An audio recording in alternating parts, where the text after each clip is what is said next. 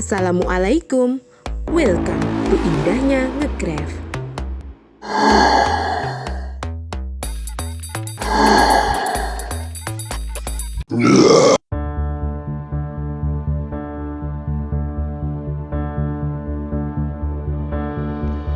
Ikut Mbak Nur dulu ya nak, ibu kerja dulu. Ya bu, dadah ibu, love you ibu.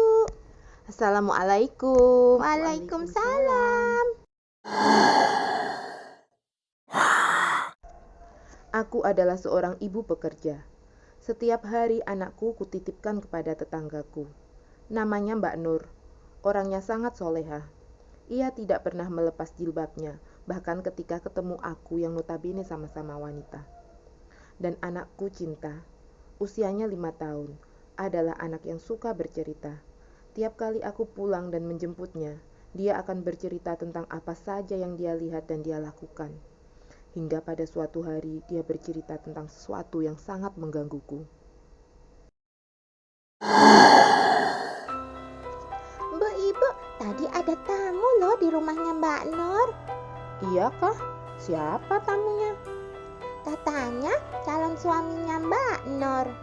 Alhamdulillah, akhirnya Mbak Nur ketemu jodohnya.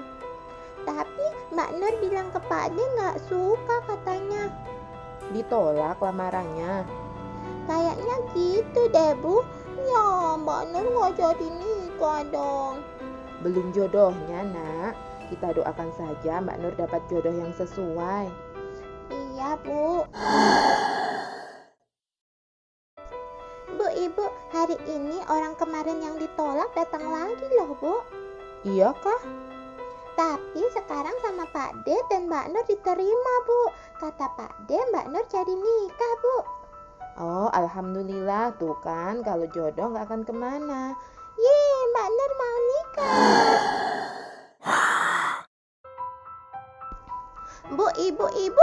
Iya nak, ada apa? Kok Mbak Nur hari ini pas ketemu Mas Bagas gak pakai jilbab bu? Mas Bagas tuh siapa? Calon suaminya bu. Masa sih? Jangan ngarang cerita deh kamu. Beneran ibu.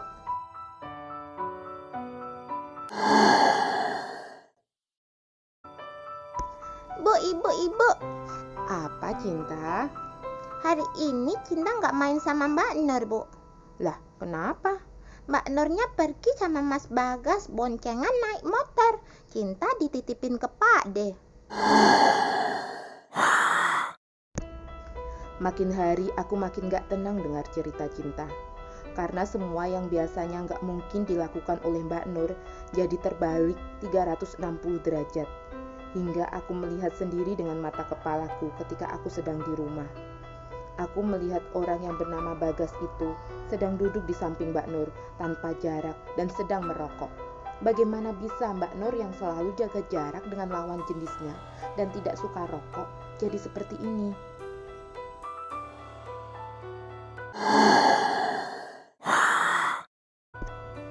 Sepandai-pandai tupai melompat pasti akan jatuh, dan bangkai yang ditutup-tutupi akan tercium baunya. Hari ini aku sedang berlibur dengan suami dan Cinta untuk mengunjungi ibu mertua kami di kampung. Memang di sana tradisi dan budaya masih sangat lekat, dan bahkan dukun serta ilmu hitam banyak bertebaran di kampung ini. Makanya aku dan suami memutuskan untuk tinggal di tempat lain. Pada saat kami di rumah ibu, aku melihat ada orang yang mirip dengan Bagas dan ternyata memang itu adalah Bagas sedang masuk ke suatu rumah. Dan itu adalah rumah Kiswito, orang yang terkenal dengan ilmu peletnya. Rata-rata pasiennya adalah orang yang mau memelet atau terkena pelet. Dan ketika aku mencuri-curi dengar, ternyata sasarannya Bagas adalah Mbak Nur. Aku sangat kaget. Dan benar ternyata prasangkaku, di mana bisa orang seperti Mbak Nur jadi berperilaku seperti itu. Sesaat setelah balik dari kampung, sesuai dengan nasihat beberapa teman dan ustadz yang aku kenal, aku membuat masakan yang bahan utamanya adalah daun kelor. Katanya daun kelor dengan ruqyah dan doa, serta izin dari Sang Khalik bisa menjadi obat bagi gangguan sihir. Lalu aku mengundang Mbak Nur dan keluarga serta Bagas untuk makan di rumah kami. Tanpa curiga, mereka datang dan berbincang-bincang serta makan bersama kami.